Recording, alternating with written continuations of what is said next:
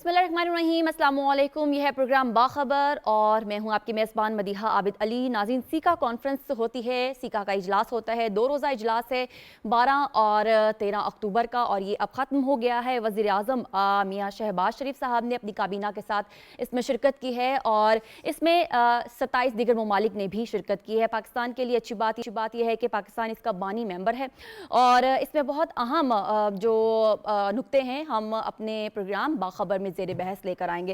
नाज़रीन, इस वक्त पाकिस्तान की जो खारजा पॉलिसी है, पाकिस्तान की हुकूमती पॉलिसी या पाकिस्तान की जो सफारतकारी है, उसे दोबारा से ट्रैक पर लाने की बेहद कोशिश की जा रही है। और हमने ये देखा कि शंघाई ताउन तंजीम में भी, UNGA में भी और अब सीका में भी, दीगर प्लेटफॉर्म्स पर भी वज़ीर आज़म और उनकी काबीना जो है वो इसे ट्रैक पर लाने की भरपूर कोशिश कर रहे हैं। इस सीका कॉन्फ्रेंस, सीका इजलास की अहम बात यह है कि इसमें 27 दीगर ममालिक के साथ बिलखसूस भारत का जिक्र हुआ है कि अमन के दायरे में रहते हुए और अमन को बरकरार रखते हुए अगर भारत के साथ बातचीत की जाए तो वो कैसे मुमकिन है, क्यों मुमकिन है और कब तक मुमकिन होगा, ये हम अपने एक्सपर्ट से जानने की कोशिश करेंगे। हमारा जो पहला सवाल है वो कुछ इस तरह से है कि सीका इजलास से वज़ीर आज़म पाकिस्तान का खिताब, भारत समेत एशियाई ममालिक में एतमाद साजी के लिए हुकूमत की सफारती कोशिशों की समत दुरुस्त है या नहीं है, ये हमारा आज का पहला सवाल है। ज्वाइन किया है आगा इकरार हारून साहब ने, मुर्तज़ा सोलंकी साहब ने, शनीला अम्मार साहिबा हमारे साथ मौजूद हैं, जबकि लाहौर से हमारे साथ सज्जाद अनवर साहब मौजूद हैं। तमाम एक्सपर्ट्स को आज के प्रोग्राम में हम खुशामदीद कहते हैं और सबसे पहले हम चलते हैं शनीला अम्मार की साहिबा की जानिब। शनीला साहिबा, हमने ये देखा है कि भारत समेत एशियाई ममालिक से एतमाद साजी के लिए हुकूमत ने सफारती कोशिशों की सिमत को एक ट्रैक पर रखा है। आपको क्या लगता है ये समत दुरुस्त है या नहीं है? सवाल का जवाब आप कैसे देगी? देखिए, सवाल का जवाब मैं हाँ में दूंगी। एक तो इस बात को देखें कि जब से मौजूदा हुकूमत आई है तो वजीर आजम शहबाज शरीफ और जो वजीर खारजा है बिलावल भुट्टो, उनकी कोशिश यही रही है कि पाकिस्तान जो सफारती तन्हाई का शिकार हो चुका था उसको वापस से तमाम ममालिक के साथ जोड़ा जाए। वजीर आजम साहब जिस प्लेटफॉर्म पे भी जाते हैं वो वहां पर जाके बैकडोर जो मीटिंग्स करते हैं वो पाकिस्तान के लिए बड़ी अहम है। जैसे वो शंघाई ताउन तंजीम पे गए, 14 वफूद वहां पर आए थे, 13 के साथ उन्होंने मुलाकात की। जनरल असेंबली में जब वो गए 40 के करीब वफूद के साथ उन्होंने मुलाकात की, जिनमें मालियाती अदारे भी शामिल थे। फिर अब जब वो यहाँ पे सीका समिट में गए हैं वहां पे भी उन्हें आजरबाईजान, कजाकिस्तान, बेलारूस, फलस्तीन के सदस्य सबके साथ वो मुलाकात कर रहे हैं। वजह क्या है कि पीछे जो हमारी हुकूमत थी पौने 4 साल, उन्होंने पाकिस्तान को सफारती तौर पे बिल्कुल तनहा कर दिया था। आप ये देखें कि जब भारत ने कश्मीर के अंदर यकतरफा कार्रवाई की, आर्टिकल 370 और 35A को रिवोक किया, तो दुनिया में हम तनहा थे, किसी ने कश्मीर के लिए आवाज नहीं उठाई। लेकिन अब आप देखें कि बिलावल भुट्टो जब जर्मनी गए और जर्मनी की वजीरा खारजा के साथ खड़े होकर बात करें तो वो कश्मीर के मौकफ के ऊपर बड़ी मौकफ अपना बड़ा क्लियर मौकफ दे रही थी, जो कश्मीर के अंदर ज्यादती हो रहा है, और भारत ने उसके ऊपर रद्दमंदी से ये साबित होता है कि पाकिस्तान सफारती तौर पे कितना कामयाब जा रहा है। फिर देखें, हमें अपने इर्द गिर्द के जो हमसाया ममालिक है उन सबके साथ ताल्लुकात अच्छे करने चाहिए, तजारत बढ़ानी चाहिए। अब आप सेंट्रल एशिया की रियासतें देखें, तेल उनके पास है, गैस उनके पास है, हम क्यों नहीं उससे फायदा उठा पाते? और हम क्यों नहीं रूस के साथ जो हमारा गैस पाइपलाइन का मुआहदा था उसको कंप्लीट कर पाते? अगर हम ये सारे काम करने शुरू करें, सी पैक को एक्सटेंड कर दें सेंट्रल एशिया तक, अफगानिस्तान तक, ईरान तक, तो आप खुद सोचें कि उनसे अगर हम सस्ता तेल, गैस और रूस से गंदम लेते हैं तो उससे पाकिस्तानियों को कितना रिलीफ मिलेगा। फिर वजीर आजम जिस फोरम पे भी जाते हैं वो जो दुनिया के अंदर क्लाइमेट चेंज के जरिए पाकिस्तान जिसका खमियाजा भुगत रहा है उसकी बात करते हैं, और उसी का आज आप देख लें कि जो शर्म शेख में कॉन्फ्रेंस होनी है एनवायरमेंट, उसको प्रिजाइड करेंगे नायब सदर के तौर पे वजीर आजम साहब, ये बहुत बड़ी कामयाबी है। फिर फ्रांस जो है डोनर कॉन्फ्रेंस बुलाने लगा पाकिस्तान के इस मसले के ऊपर।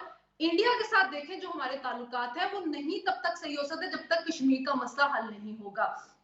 कश्मीर का मसला मुज़ाकरात के जरिए, यूनाइटेड नेशन की करारदाद के जरिए और जो हमारा शिमला मुआहिदा था उसके जरिए उसको हल करना चाहिए। लेकिन जो यकतरफा कार्रवाई इंडिया ने की है, पाकिस्तान उसको कबूल नहीं कर सकता कि वहां पे अपनी दुगनी फौज लाके और कश्मीर को महसूर करके रख दिया है। और वजीर आजम साहब ने जनरल असेंबली में भी इंडिया को ये बात कही थी कि देखें, आए मिलके बैठ के मुज़ाकरात के जरिए बात को हल करते, कश्मीर का मसला हल करते, क्योंकि जंग किसी मसले का हल नहीं है। और जो पैसे हम अपने असले के ऊपर खर्च करते रहे, असले की दौड़ में जो हम लगे वही पैसा हम अपने बच्चों की फलाह बहबूद पर खर्च कर सकते हैं। तो जो मौजूदा हुकूमत है उसकी सिमत बिल्कुल ठीक है, वो अपनी कोशिशों में लगे और इस कोशिशों का आगे जाके हमें समर नजर आएगा। सही है। ठीक है नाज़रीन, आपने देखा कि शनीला अमार साहिबा ने अपना जो तज्जिया है वो किस तरह से दिया है, पाकिस्तान की सफारतकारी के हवाले से, मौजूदा हुकूमत की कोशिशों के हवाले से वो उन्होंने क्या कहा है, ये आपने सुना है। आगे भी बढ़ेंगे, लेकिन प्रोग्राम में छोटी सी ब्रेक का वक्त हुआ है। आप कहीं मत जाइए, हमारे साथ रहिए।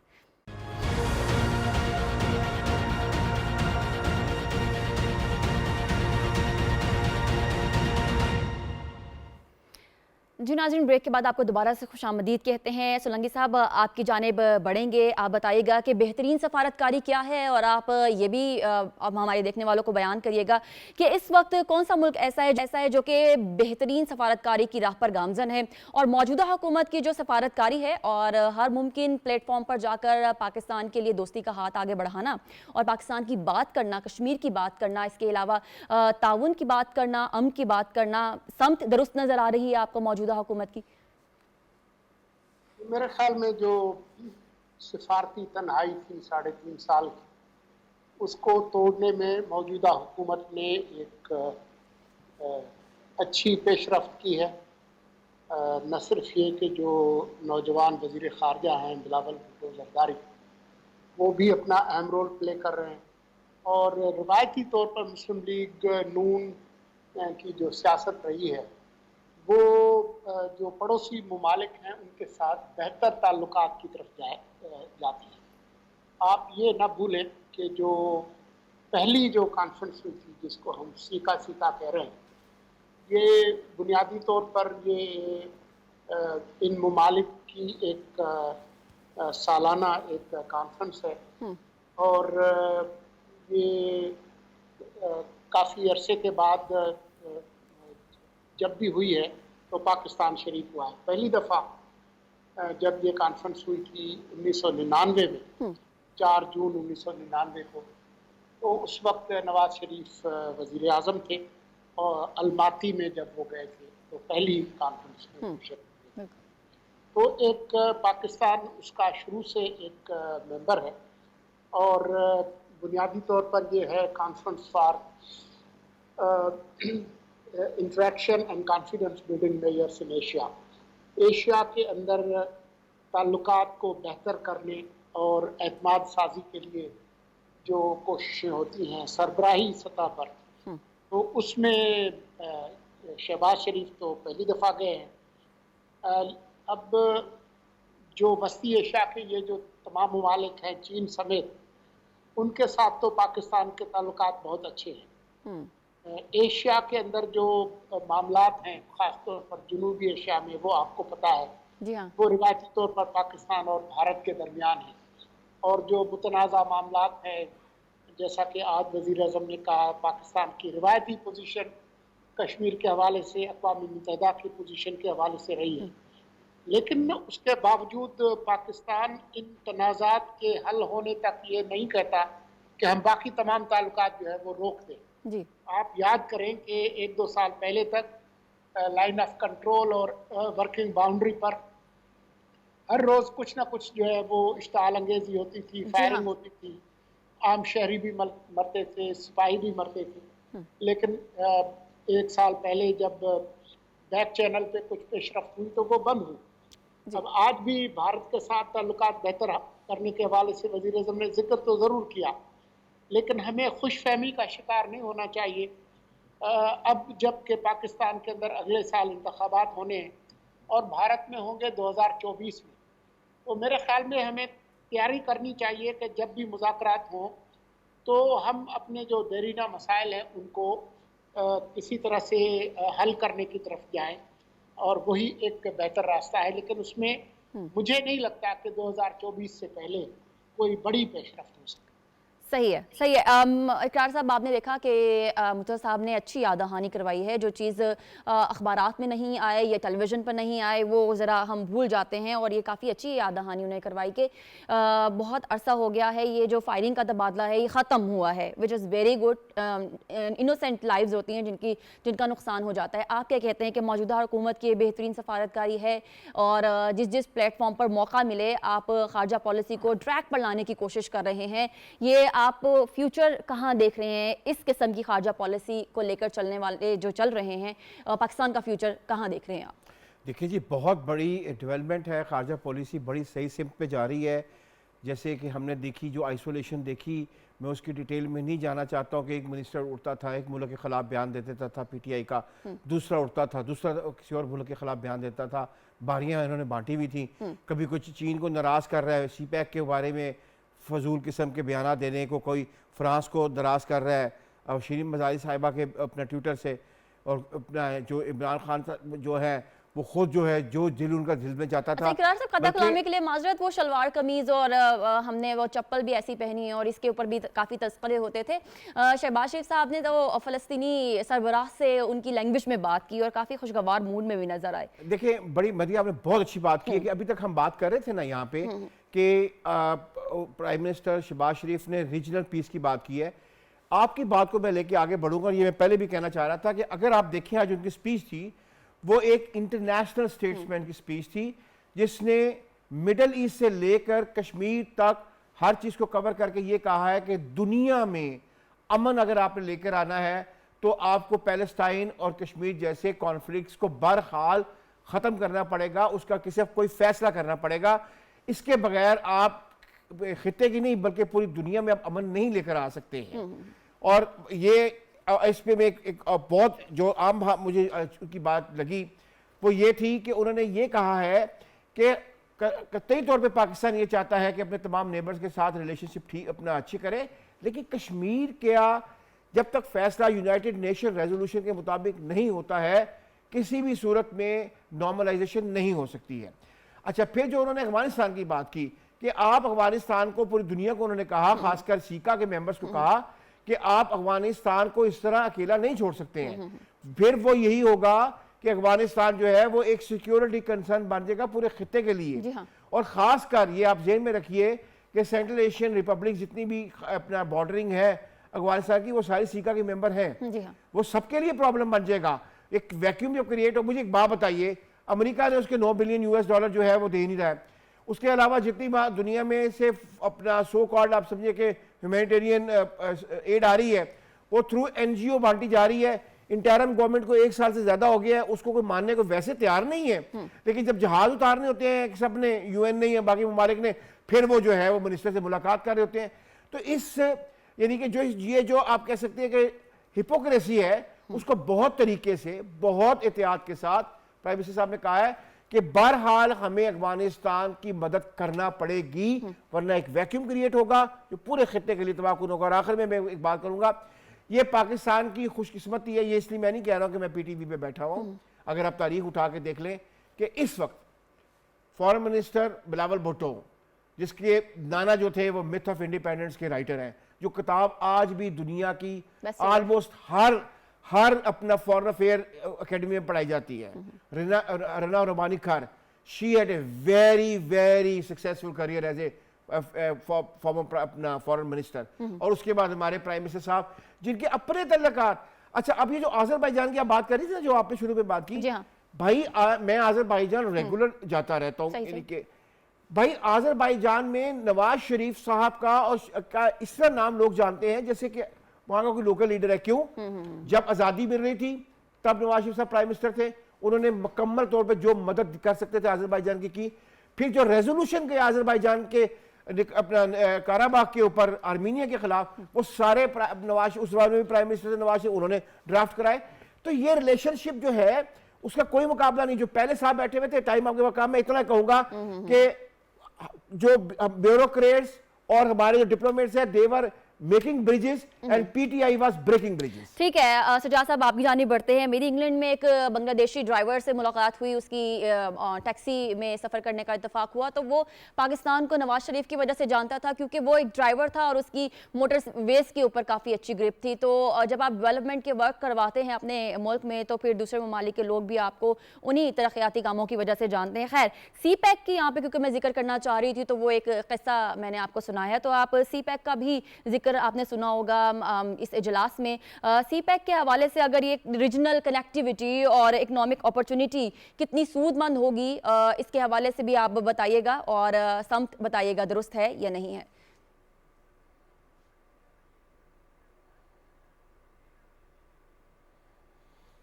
हाँ जी, बिल्कुल।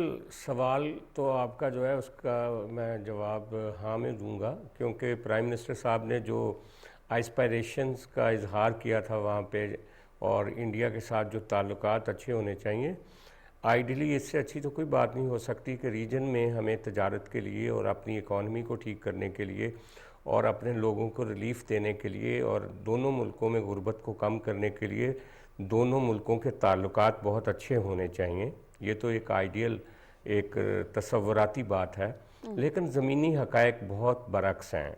हमने देखा सार्क तंजीम जो थी वो भी दोनों मुल्कों की जो बाहमी चपकलश थी उसकी होस्टेज होकर रह गई।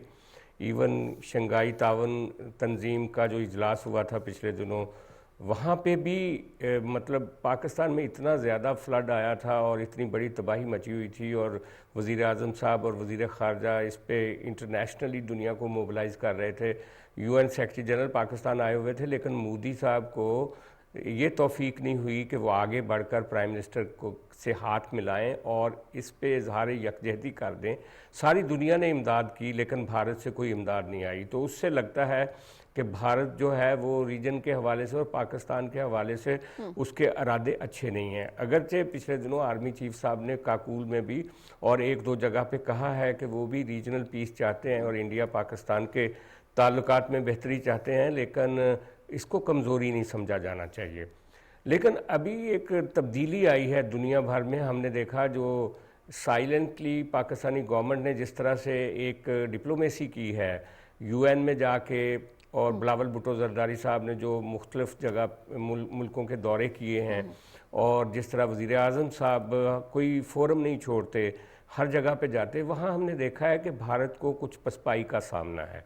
ख़ास तौर पे जर्मनी की वज़ीर ख़ारजा के बयान के बाद ये एक बहुत बड़ा ब्रेक थ्रू था कि किसी यूरोपीय मुल्क ने भारत को फिक्स किया हो कश्मीर पर कि वो यूनाइटेड नेशन की करारदादों के मुताबिक कश्मीरियों को उनका हक़ राय दही दे। तो मैं समझता हूँ उसके ऊपर जो विल्सन सेंटर अमेरिका के जो गूगल मैन हैं, उन्होंने भी कहा कि ये पाकिस्तान की और बिलावल भुट्टो की बहुत बड़ी कामयाबी है। मैं समझता हूँ कि पहली हुकूमतों ने मनमोहन के ज़माने में और वाजपेयी के ज़माने में भारत के साथ पाकिस्तान के ताल्लुकात को बेहतर करने की कोशिश की गई थी। मोदी साहब को भी इधर आना पड़ेगा, और वो जैसा बताया गया 24 में उसका इलेक्शन है। शायद वो अपने इलेक्शन की वजह से एक जो रेट्रिक है इंडिया में एंटी पाकिस्तान, उसको कैश करना चाहते हैं। वो इस फ्रंट पे आगे नहीं आएंगे, 24 के बाद ही शायद कोई आगे बात बढ़ेगी। लेकिन हाँ, ये मैं ज़रूर कहूँगा कनेक्टिविटी के हवाले से उसने शंघाई कॉन्फ्रेंस में मोदी ने कहा था कि रीजनल तावन होना चाहिए, लेकिन मेरा ख्याल है ये सारी चीज़ें जब तक दोनों मुल्कों के माबैन कुछ अच्छे ताल्लुकात नहीं होंगे, कुछ भी आगे नहीं बढ़ सकेगा। ठीक है सजाद साहब, आपने कहा कि कुछ भी आगे बढ़ नहीं सकेगा अगर अच्छे ताल्लुकात होंगे, और इसी सिलसिले की एक कड़ी है कि वज़ीर आज़म ने ये इंदा दे दिया है कि अमन को हम कंप्रोमाइज़ नहीं करेंगे, और जो अमन के लिए भारत के साथ जो बामकसद बातचीत है हम उसके लिए तैयार हैं। अब देखते हैं कि ये ऊँट किस करवट बैठता है। अलबत्ता आगे हम बढ़ेंगे, हम कुछ मुल्की मामलात के ऊपर भी नज़रसानी करेंगे कि ये हो क्या रहा है। कुछ केसेस हैं जो कि सबूतों के अदम मौजूदगी की बिना पर वो केसेस ख़त्म हो गए हैं, और हमने ये देखा कि हमजा शहबाज और शरीफ फैमिली का, शहबाज माफ़ कीजिएगा, फैमिली का ये केसेस थे जो कि अब खारिज हो चुके हैं। ये केसेस ख़त्म तो हो गए, लेकिन अदारे, हमारे जो इदारे हैं वो कब आज़ाद होंगे, आज़ादाना जो इंक्वायरी है वो कब होगी। ये केसेस ख़त्म हो जाते हैं, लेकिन इज़्ज़त جو چلی جاتی ہے یا عزت داؤ پہ لگا دی جاتی ہے, سیاسی ہم کہہ لیں کہ پولیٹیکل وکٹمائزیشن کی جاتی ہے, تو اس کا ازالہ کون کرے گا؟ سوال ہمارا دوسرا کچھ اس طرح سے ہوگا. 2020 میں درج منی لانڈرنگ کیس میں شہباز فیملی کی بریت سیاسی بنیادوں پر بنائے گئے کمزور کیسز کی ایک اور مثال ہے. ہم چلیں گے شنیرہ صاحبہ کی جانب. کیا آپ کہیں گی کہ یہ کمزور کیسز بنائے گئے, پولیٹیکل وکٹمائزیشن کی گئی, لیکن ایٹ دی اینڈ کیا ہوا؟ بریت ہو گئی اور جو شہباز فیملی ہے وہ بری ہو گئی باعزت. دیکھیں مدیحہ, یہ جو کیس تھا جو وزیر اعظم شہباز شریف اور ان کے بیٹے حمزہ شہباز شریف کے خلاف تھا, یہ پولیٹیکل وکٹمائزیشن کی ایک کلاسک ایگزامپل تھی ہمارے سامنے. دیکھیں جلسوں میں کھڑے ہو کے الزامات لگانا یا پریس کانفرنس میں کاغذات کے پلندے لہرانا یا میڈیا ٹرائل کرنا ایک دوسری بات ہوتی ہے. عدالت میں جا کے اپنے کیس کو ثبوت کے ساتھ ثابت کرنا یا جو بیانات دلوائے جاتے ہیں گواہوں سے ان کا قانون شہادت پہ پورا اترنا ایک دوسرا معاملہ ہوتا ہے. جب اور یہ جب کاروائی جو تھی ایف آئی اے اس کو ثابت نہیں کر سکی اور جو جھوٹ کا ایک بیانیہ بنایا گیا تو اس کی کلئی کھل گئی. دیکھیں اسی کیس کے اندر جب خصوصی عدالت نے عبوری ضمانت دی تھی تو اس نے ایک فیصلہ دیا تھا. اگر اسی فیصلے کو ہم دیکھ لیں تو اسی سے پتہ چل جاتا تھا کہ یہ کیس کتنا کمزور تھا. عدالت نے اپنے ہی فیصلے میں کہا تھا کہ جب ایف آئی آر رجسٹر کی گئی تو اس میں 25 ارب کا کیس بنایا گیا, بعد میں ایف آئی آر میں کچھ شکے ختم کر کے اس کو 16 ارب کر دیا گیا. 100 کے قریب جو ڈپازیٹر تھے ان کو تفتیش میں شامل کیا گیا. 64 کے جو تھے بیانات قلم بند کیے گئے جو صرف 67 کروڑ سے متعلق تھے, اور ان 64 نے کہیں پہ بھی نہ حمزہ شہباز شریف کا نام لیا, نہ شہباز شریف صاحب کا نام لیا, نہ ہی ان کے کسی بیان سے ثابت ہوا کہ اس میں کک بیکس یا منی لانڈرنگ یا رشوت کوئی ہوئی ہے. مشتاق چینی کوئی تھے جن کے ایک مشتبہ لیجر کے اوپر یہ بنایا گیا تھا کیس, اور اسی لیجر کو دستاویزات میں شامل نہیں کیا گیا. ایک سیاستدان کے بارے میں کہا گیا کہ انہوں نے شہباز شریف صاحب کو رشوت دی ہے, اس سیاستدان کا نام لیا گیا. یہ باتیں وہ ہیں جو فیصلے میں لکھی ہوئی ہیں. عدالت نے یہ کہا ہے اور عدالت نے کہا ہے کہ تمام جو بے نامی اکاؤنٹس تھے ان کی زبانی جو تھے نا بیانات لیے تھے ایف آئی اے نے, اور وہ جو بیانات تھے انہوں نے ایف آئی اے کے سامنے دیے جو قانون شہادت کے معیار پہ پورے نہیں اترتے تھے. پھر آپ نے کیس بنایا نومبر 2020 میں اور دسمبر 2021 تک چالان پیش نہیں کیا گیا. یہ عمران خان صاحب کے دور کی بات ہو رہی ہے. پھر جب نیب کی کسٹڈی میں تھے حمزہ شہباز شریف صاحب اور شہباز شریف صاحب, وہاں پہ ایف آئی اے نے 2 دفعہ ان کو تفتیش میں شامل کیا, لیکن اس کے بعد ایف آئی اے خاموش ہوگی. جب ان کو لاہور ہائی کورٹ نے نیب کیس میں ضمانت دی تو ایف آئی اے نے اس کو کال اپ کر لیا. تو عدالت نے جب ان کو اس کیس میں عبوری ضمانت دی تو انہوں نے لکھا ہوا تھا کہ بادیوں نظر میں بدنیتی نظر آ رہی ہے ایف آئی اے کی. پھر اسی کیس کے اوپر برطانوی تحقیقاتی ایجنسی کو سارے شواہد جا کے دیکھے. شہزاد اکبر صاحب 2 سال ان کا وہاں پہ ٹرائل ہوا, سلمان شہباز شریف کے حمزہ شہباز شریف صاحب کے اکاؤنٹ فریز ہوئے تو برطانوی تحقیقاتی ایجنسی نے بھی ان کو کلین چٹ دے دی تھی. اور پھر اس کے بعد جب مارچ 2022 کو جب تحریک عدم اعتماد آ رہی تھی عمران خان صاحب کے خلاف تو انہوں نے اپنی کابینہ میں کچھ رد و بدل کی, جس میں انہوں نے انٹیریئر کا قلم دان دیا تھا فواد چودھری صاحب کو. تو فواد چودھری صاحب دوبارہ سے اس کیس کا چالان داخل کروا کے ضمانت کینسل کروانا چاہتے تھے تاکہ شہباز شریف صاحب جیل میں جائیں اور عدم اعتماد کی تحریک جو ہے وہ ناکام ہو جائے. تو دیکھیں یہ صرف انتقامی کاروائیاں تھی جو آہستہ آہستہ سب پہ ثابت ہو رہی ہے. اور عمران خان صاحب کل کہہ رہے تھے کہ حکومت میری تھی لیکن میرے پاس اختیار نہیں تھا. اگر ابھی آپ کے پاس اختیار نہیں تھا تو آپ نے تمام سیاستدانوں کے خلاف مقدمے بناتے رہے, میڈیا میں جو آپ کے خلاف تھے ان کی آوازیں بند کرتے. اگر کبھی آپ کے پاس اختیار ہوتا تو آپ تو ظلم کی ایسی داستانیں رقم کرتے کہ ہٹلر اور مسولینی بھی شرما رہا ہوتا. صحیح ہے. سولنگی صاحب, آپ بیانیہ ایک اور جو ہے پاکستان تحریک انصاف کا وہ ریت کی دیوار ثابت ہوا ہے, اور یہ بیانیہ تھا کرپشن کا بیانیہ جو کہ شریف فیملی کے خلاف یہ بیانیہ جو تھا وہ بنایا گیا تھا. اور سیاسی بنیادوں پہ جو کیسز کیے گئے اس میں سے ایک اور کیس ختم ہو گیا ہے. کیا یہ ایک اور مثال ہے جو کہ پولیٹیکل وکٹمائزیشن کی مثال ہے؟ آپ اس کا جواب ہاں میں دیں گے یا نہ میں دیں گے؟ دیکھیں اس کیس کی تفصیل تو آپ کو شنیلا نے کافی تفصیل سے بتا دی ہے جی, اور یہ بھی بتا دیا ہے کہ کس طرح سے 67 کروڑ کا الزام 16 ارب میں تبدیل ہوا. خود جو جج کے سامنے وہ اس کی وضاحت نہیں کر سکی. اور یہ نہ بھولیں کہ یہ کیسز اس وقت بنائے گئے تھے جب शहबाज और हमजा ये नैब की तहवील में थे, और जब तक वो नैब की कैद से नहीं छूटे तब तक इस पर कोई ज़्यादा पेशरफ्त नहीं की गई। उसका मकसद ये था कि अगर नैब से ये छूटे तो फिर हम FIA के इन मुकदमा के तहत इनको अंदर करें। लेकिन आप ये देखें कि 100 भर के करीब गवाहान हों और एक भी ऐसा सबूत नहीं हो कि ये जो बेनामी अकाउंट्स जिनको कहा गया है वहाँ पर रकम शरीफ फैमिली के अरकान की तरफ से वहाँ जमा हुई या वहाँ से निकल कर इनके अकाउंट में गई, ऐसा कोई सबूत नहीं है। ठीक। तो जो अदालतें हैं वो कहीं सुनी बातों पर तो नहीं चलती, वो तो सबूत पे चलती हैं। तो FIA के पास कोई सबूत नहीं था लिंक करने का कि ये जो लोग थे इनके पैसे किसी तौर पे भी उनका ताल्लुक हमजा और शहबाज के साथ था। किसके साथ था वो हमें नहीं मालूम, और इसकी शायद अभी तहकीकात भी नहीं हुई।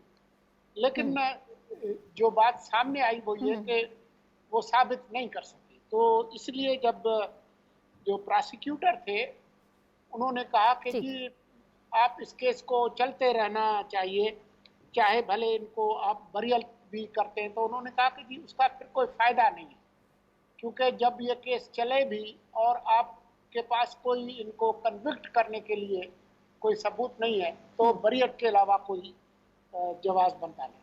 ठीक है इकरार साहब, कुछ देर के लिए हम कहते हैं कि आपकी जेब में जो 1000 रुपए हैं वो आपने चुराए हैं और 5 दिन बाद आप साबित कर देते हैं कि वो तो आपके थे, लेकिन 5 दिन जो आपकी इज्जत गई, पामाल हुई है, उसका अजाला कैसे होगा? ये सवाल कुछ इसी के इर्द गिर्द घूमता है कि पॉलिटिकल विक्टिमाइजेशन की गई है, सियासी केसेस बनाए गए हैं और बाद में साबित हुआ कि आप इनोसेंट हैं, लेकिन वो जो इज्जत पामाल की गई उसका अजाला कैसे होगा?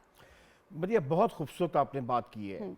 ये पाकिस्तान में एक बहुत खौफनाक एक रवायत कायम हुई है कि आप कोर्ट को इस्तेमाल करते हुए और कचहरी को इस्तेमाल करते हुए और थाने को इस्तेमाल करते हुए किसी के ऊपर एक एप्लीकेशन दे के उसको एप्लीकेशन को फिर मीडिया में देकर एक आदमी के वो बदनाम कर देते हैं और बाद में पता चलता है कि वो तो उसकी जिम्मेदारी नहीं था। ये तो मैं बात कर रहा हूँ बिल्कुल ही छोटे लेवल पे। अब आ जाए इसके ऊपर, सही सारे केस हेयर से पे बनाए गए। हेयर से क्या होता है? मैं आप मुझे कहती है कि आगा साहब आपने चोरी की है, मैं कहता हूँ नहीं किया। मैं कहती हूँ मेरे पास 4 गवाह हैं, मेरे पास 7 गवाह हैं, और वो उसके ऊपर एक मुकदमा दर्ज हो जाता है। और उसके बाद जब कोर्ट में जाता है मुकदमा तो पूछा जाता है गवाह किधर है? तो वो गवाह कहते हैं हमने तो देखा नहीं था, लाइट कम थी, शायद थे। कहने की मुराद ये है कि ये एक रवैया है जिसका टारगेट बदकिस्मती से 100 नहीं तो 90% सिर्फ पॉलिटिशियन है पाकिस्तान का, क्योंकि उसको बदनाम करना मकसद है। यानी कि हमारे पॉलिटिशियन और पार्लियामेंटेरियन सिस्टम को बदनाम किया जा रहा है थ्रू आउट। कि आप मुझे बात बताएं कितने केसेस आपने देखे हैं पार्लियामेंटेरियन के अलावा इस किस्म के 2 नंबर जिनको मैं केसेस कहता हूं हेयर से पे बने हुए? शायद मुझे बताएं ना, कोई 2% भी नहीं होंगे। 98% बनाए जाते हैं पॉलिटिशियन के खिलाफ। एक माइंडसेट लोगों को क्रिएट किया जाता है, एक परसेप्शन बनाई जाती है पार्लियामेंटेरियन करप्ट है, पार्लियामेंटेरियन करप्ट है, पार्लियामेंट की जरूरत नहीं है। ये बकायदा एक डिजाइन के साथ ये सब कुछ हुआ है। ये मैं इसको PML या PTI की जंग नहीं समझता हूं। ये एक माइंडसेट कॉन्स्टेंटली जो है वो रगेता है हमारे पार्लियामेंटेरियन को और बच्चे के दिमाग में चीज डालता है कि सियासतदान से मुराद करप्शन है। ये बाय वर्ड्स बनाए जा रहे हैं। सही। और इसमें बदकिस्मती से हाँ, यानी कि मैं ये कहूंगा जैसे कि आपने शुरू में कहा था, आपकी बात को लेकर कहूंगा, हमारे रियासती इदारे FIA वगैरह उसमें जो है ऑपरेटर्स बनते हैं, कनाइमस करते हैं उनको, यानी कि उनके ऊपर ठीक है प्रेशर्स होते होंगे लेकिन बनते तो है ना। नैब के इदारे ने क्या तबाही नहीं मचाई है इस मुल्क में। अब देखें ये बैठे हुए हैं ना, गवर्नमेंट है ना, क्यों नहीं नैब को खत्म कर रहे हैं? क्योंकि इसलिए नहीं खत्म कर रहे हैं कि डरते हैं कि कल लोग कहेंगे कि जी इन्होंने नैब खत्म कर दिया। भाई एक चीज गलत है, एक चीज ने लोगों की जिंदगियां ले ली हैं, लोग मर गए हैं, लोगों ने खुदकुशियां कर ली हैं। आज भी अगर नैब खत्म नहीं किया जाएगा फिर कब खत्म किया जाएगा? ठीक है, سجاد صاحب آپ کی جانب آئیں گے. ایک اور کمزور کیس جو ہے وہ اپنی موت مر گیا ہے، لیکن اس کا پھر عزت جو پامال ہوئی اس کا ازالہ کیسے ہوگا، اور آپ اس سوال کا جواب ہاں میں دیں گے یا نہ میں دیں گے؟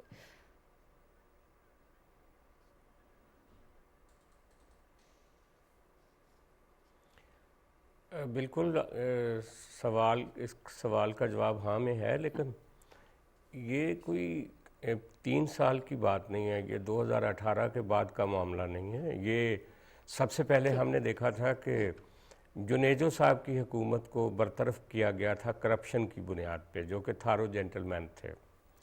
اس کے بعد محترمہ بے نظیر بھٹو کی حکومت کو کرپشن کی بنیاد پہ اسحاق خان صاحب نے یعنی کہ ان کی حکومت کو توڑا. 90 کی پوری دہائی میں پیپلز پارٹی نے کرپشن کیسز جو تھے وہ فیس کیے، اور جب ملک میں ٹیک اوور کیا جنرل مشرف نے تو اس وقت میاں نواز شریف صاحب کا ایک انٹرویو جو کہ جدہ میں انہوں نے اپنے ایگزائل پہ جانے کے بعد سہیل وڑائے صاحب کو دیا تھا 2 سال کے بعد، اس میں انہوں نے کہا کہ ہمیں کچھ نامعلوم لوگ کہتے تھے کہ ان کے خلاف مقدمات درج کریں.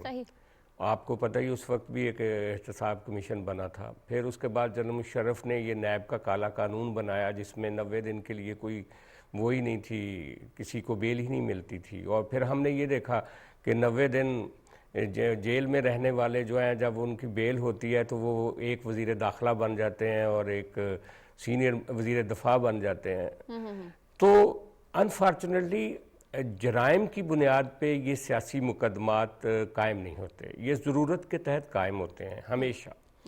اور حقیقت یہ ہے کہ ساری دنیا میں یہ نظام ہے کہ اگر آپ سٹنگ پرائم منسٹر ہیں یا سٹنگ چیف منسٹر ہیں یا آپ منسٹر ہیں یا کسی پبلک کے عہدے پہ ہیں، تو آپ نے اگر کوئی جرم کیا ہے تو اسی وقت آپ کو عدالت جو ہے وہ بلا سکتی ہے اور آپ کے خلاف وہ انکوائری ہو سکتی ہے. ہمارے پاکستان میں انفارچونیٹلی آج تک ایسا نہیں ہوا. صرف جب بھی سیاستدانوں کو بدنام کرنا ہوتا ہے اور سیاست کو برا بھلا کہنا ہوتا ہے، جیسے آغا اقرار ہارون نے کہا، اور سیاستدانوں کے اوپر ایک سٹگما کرپشن کا لگانا ہوتا ہے، تو کسی نہ کسی سیاستدان کو ہی اس کام کے لیے استعمال کیا جاتا ہے. اور جب سیاستدان نہیں ملتے تو کئی دفعہ لوگ براہ راست بھی آ جاتے ہیں سامنے. ابھی حال ہی کی بات ہے، میں سمجھتا ہوں یہ کیس تو فارغ ہونا ہی تھا، اور اس طرح کے بے شمار کیس جو ہیں وہ اسی طرح فارغ ہو جائیں گے کیونکہ ان کے ثبوت نہیں ہیں. اور میں آپ کو بتاؤں کہ یہ جو بے نامی اکاؤنٹس کا معاملہ ہے، یہ سب سے پہلے صدر آصف علی زرداری پہ مقدمہ بنا تھا، آپ کو یاد ہوگا. اس کے بعد جہانگیر ترین پہ بنا تھا، اس کے بعد میاں شہباز کی فیملی پہ بنا تھا. اور ان تینوں جگہ پہ آپ نے دیکھا کہ کسی کو بھی سزا نہیں ہو سکی کیونکہ یہ ضرورت کے تحت کیس بنائے گئے تھے. لیکن میں یہ کہوں گا کہ اس وقت جب کہا جا رہا ہے کہ عمران خان کو پکڑیں، تو رانا ثناءاللہ نے ایک بڑی زبردست بات کی. انہوں نے کہا کہ ہم وہ خوش قسمت نہیں ہیں کہ ہمارے پاس جسٹس ثاقب نثار صاحب اویلیبل ہوں، ہم وہ نہیں ہیں کہ ہمارے پاس وہ نیب ہو جس میں جاوید اقبال صاحب چیئرمین ہوں، اور ہم وہ نہیں کہ ہمارے پاس کوئی شہزاد اکبر ہو. جو مقدمات ہیں وہ سیاسی بنیادوں پر نہیں ہونے چاہیے، جرائم کی بنیاد پہ ہونے چاہیے، اور ثبوت کے ساتھ. کوئی بھی انویسٹیگیٹو ایجنسی جب لے کر آتی ہے تو وہ آسانی سے نہ کیس ختم ہو سکتا ہے نہ کسی کی جان چھوٹ سکتی ہے، لیکن اس کا تعلق صرف اور صرف اپوزیشن سے نہیں ہونا چاہیے. جہاں جرم ہو رہا ہوتا ہے اس کے ساتھ ہی وہ مقدمہ بننا چاہیے اور ٹرائل ہونا چاہیے. اس کے لیے پتہ نہیں ہمیں پاکستانیوں کو کتنا اور انتظار کرنا پڑے گا، اور ہم یہ جو سیاسی ایک دوسرے پکڑ دھکڑ ہے اس سے باہر نکلیں گے. اور جو سیاستدانوں پہ کرپشن کے الزامات ہیں اور پارلیمنٹ پہ جو داغ لگائے جاتے ہیں بار بار، یہ بہت افسوسناک چیزیں ہیں. تو ملک کو اگر مربوط اور منظم طریقے سے آئین کے تحت چلانا ہے تو پھر آئین کے تحت ہی اور قوانین کے تحت ہی اداروں کو کام کرنا چاہیے. ٹھیک ہے سجاد صاحب، آپ سمیت تمام ایکسپرٹس کا سوال نمبر 2 کا جو جواب ہے وہ ہم تک موصول ہو چکے ہیں. ہمارے ناظرین نے بھی دیکھا ہے کہ جو سوال نمبر 2 ہے اس کا جواب ہمارے ایکسپرٹس نے کیسے دیا ہے. ناظرین آگے بڑھیں گے. پاکستان تحریک انصاف تو اپنی لانگ مارچ کی جو تاریخ ہے وہ دے ہی نہیں رہی ہے. خان صاحب کی سپیچز سن رہے ہیں، ہم ٹیلی ویژن بار بار دیکھ رہے ہیں، ہم اخبارات ٹٹول رہے ہیں، لیکن ہمیں یہ معلوم نہیں پڑ رہا ہے کہ لانگ مارچ کا فیوچر ہے کیا. और इसी सिलसिले की एक कड़ी है शेख रशीद साहब का ये बयान, जो कि मैं आपको पढ़ के सुनाती हूँ और उसके बाद हम देखते हैं कि हमारे एक्सपर्ट्स इस पे क्या जवाब देते हैं। उन्होंने कुछ इस तरह से कहा है, पूरी उम्मीद है इस एतवार के बाद इमरान खान लॉन्ग मार्च की कॉल दे देगा। मैंने आज इमरान खान को जलसे में कहा है कि आर करो या पार, अब या कभी नहीं, और देर ना करो। तो ये उनका ये बयान है। शर्मिला साहिबा, आप क्या कहती हैं, लॉन्ग मार्च होगा या नहीं होगा? और कहा जाता है कि अब बताएंगे और एतवार को तैयार रहें या हफ्ते को तैयार रहें, कारकुनान तैयार हैं, लेकिन लॉन्ग मार्च जो कहीं नजर नहीं आ रही है। देखिए मदीहा, लॉन्ग मार्च एक दफा जरूर इमरान करेंगे और वो एक लास्ट अटेम्प्ट करेंगे। जो हम बार बार कह रहे हैं कि 1 नवंबर की तैनाती है, उसके लिए वो एक पूरी कोशिश करेंगे किसी तरह उसको रुकवा सके। असल मसला जो आ रहा है वो आ रहा है कि अभी जो जैसे उन्होंने लिस्टों का कहा है अपने लोगों को कि जी आप 5-5 हजार बंदे की मुझे लिस्ट दे, तो जब तक उनके पास ऐसा नहीं आ जाता सारा के लोग तैयार हैं, हर हल्के से इतने इतने बंदे निकलेंगे, तब तक वो कॉल नहीं देंगे। दूसरी बात यह है कि 16 अक्टूबर को ज़िमनी इंतखाबात भी हो रहे हैं, 7 हल्कों से इमरान खान साहब खुद खड़े हैं, तो वो ये भी देखेंगे कि अगर वो जीत जाते हैं तो उससे ये बात होगी कि उनका बयानिया वाकई ही लोगों में सरायत कर चुका है। लेकिन अगर वो 2-3 हल्के भी हार जाते हैं तो उससे ये बात होगी कि उनके बयानिए में डेंट पड़ा है। कहीं ना कहीं जो ऑडियो लीक्स आ रही हैं उसकी वजह से लोगों के सामने उनके झूठ का पोल खुल रहा है। तो मेरा ख्याल है कि इमरान सब कोशिश जरूर करेंगे लॉन्ग मार्च की, लेकिन कुछ वो वेट करेंगे। एक वो इलेक्शन का वेट करेंगे, दूसरा वो बंदों का वेट करेंगे कि मुझे कितने बंदे जो है मैसर आ सकते हैं, क्योंकि वो 25 मई की तरह नाकाम धरना नहीं देना चाहेंगे। जब वो इस्लामाबाद में आए थे तो 4-5 हजार से ज्यादा लोग उनके पास नहीं थे और सुबह के टाइम उनको जलसा करके वहां से भागना पड़ा, क्योंकि राना सनाउल्लाह साहब की तैयारी उनसे ज्यादा थी और अभी भी राना सनाउल्लाह साहब की तैयारी बहुत भरपूर होगी। तो इमरान खान साहब जो है उनके 2 पत्ते उनके सामने जब तक नहीं क्लियर होंगे, एक लोग और एक इलेक्शन का रिजल्ट 16 अक्टूबर का, तब तक वो कोई रिस्क कभी लेंगे नहीं। ठीक है सोलंकी साहब, आगे जानिब बढ़ेंगे। अब इमरान खान साहब के साथ जो रहनुमा हैं, जो लीडरशिप है, मेन लीडरशिप, जैसे कि शेख रशीद साहब ने ये कहा कि यार अब कर लो फिर कभी नहीं, आर करो या पार करो, तो उनको भी नज़र नहीं आ रहा ये लॉन्ग मार्च होता हुआ। आपको नज़र आ रहा है? आपकी माहिराना राय क्या कह रही है? देखें, शेख रशीद इस काबिल नहीं है कि उनके किसी बयान पर मैं तबसरा करूँ। वो एक सीट मांगे तांगे की जो उनको मिलती है और चर्ब ज़बानी और जुगतबाजी जो है वो उनका मशगला है। उससे बेहतर बात उनकी एक रहनुमा है अली मोहम्मद खान, उन्होंने की है और उन्होंने कहा है कि हम एक तो 16 अक्टूबर के ज़मीनी इंतखाबात में मसरूफ़ हैं, दूसरा गालिबन 25 या 23 अक्टूबर को कोई बल्दियाती इंतखाबात हैं उसमें हैं, तो गालिबन हम 25 अक्टूबर के बाद कोई तारीख देंगे। तो वो ज़रूर उन्होंने, जैसा कि शर्मिला ने कहा, कि एक कोशिश उन्होंने करनी है और मकसद उसका जो नवंबर की जो तैनाती है उस पर असरअंदाज होना है। और इसी वजह से उनकी तोपों का सारा रुख जो है वो इस्लामाबाद का तो नाम है, असल में इस्लामाबाद बहाना है और रावलपिंडी उनका निशाना है। तो वो उसी तरफ उनकी बंदूकें हैं। लेकिन वो कब ऐलान करेंगे? वो जब भी ऐलान करें, लेकिन मुझे उनकी कामयाबी के कोई इम्कानात नजर नहीं आते। सही तो सिवाय जी माफ कीजिएगा, आप बात करिएगा, मुझे लगा आपने अपनी जी कर दी। सोलंकी साहब, आप कुछ कहना चाहते हैं तो ऐड ऑन करिएगा, मुझे लगा आपने अपना जवाब खत्म कर दिया है। जी, मैंने यही कहा कि उनके कोई इम्कानात नहीं है कि वो कामयाब हों, लेकिन वो कोशिश ज़रूर करेंगे। और इस वक्त जो है वो उनकी जो कोशिश है वो सिर्फ यही नहीं है कि जो उनके पार्टी के जो हार्डकोर कारकुन हैं उनको लाएं, बल्कि नौजवानों को गुमराह किया जाए। यूनिवर्सिटियों में, कॉलेजेस में जो मासूम जो बच्चे हैं जिनको समझ नहीं है सियासत की, वो जिनके शनाख्ती कार्ड भी नहीं बने, इस्लाम का नाम भी है, पाकिस्तान का भी है और जी वो गैर मुल्की साजिश भी है, जिहाद भी है, तो वो उसका इन्होंने एक हलीम सा बनाया हुआ है और उसमें लगे हुए हैं। लेकिन मेरा नहीं ख्याल है कि उसमें उनको कोई कामयाबी होगी। वो उधर से तरले मिन्नत भी कर रहे हैं, आरिफ अलवी के जरिए जो है वो मुज़ाकरात की कोशिश भी कर रहे हैं, इनकी सेकंड टियर लीडरशिप कोशिश कर रही है।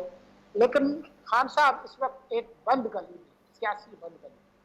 ٹھیک ہے، سولنگی صاحب کہتے ہیں کہ خان صاحب اس وقت بند گلی کے سیاسی ورکر نظر آ رہے ہیں۔